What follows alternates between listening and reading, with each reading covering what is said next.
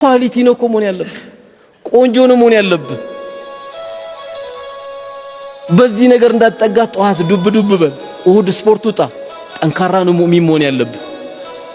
አይኔ ተርፎኛል የምትል ከሆነ እጅግ በጣም የሚሰብሩ ጠዋት ስትወጣ እያስለቀሱ መርካቶ ድረስ የሚያስኬዱ ደግሞ አንጀት የሚበሉ ህብረተሰብ ያለበት ማህበረሰብ ውስጥ ነው ያለነው። ይሄ ማህበረሰብ አንተ አትጠየቅም እንዴ? በዚህ ብር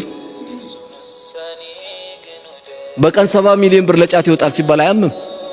በቀን 70 ሚሊዮን ብር። ይሄ እንግዲህ የሰማሁት እስከ ግንቦት 2015 ነው። በቀን 70 ሚሊዮን ብር ለጫት። ምን አለ ይሄን ብር እንደው አንድ ቀን ሰብሰባችሁ ብትሰጡኝ ጥሩ ነበር። 700 ወጣት እድርበት ነበር። ጉድ የሆነን ይካንሰራበት ነበር። ነገሩ ሸይጣን ለዚህ አዋጣ አይለውም።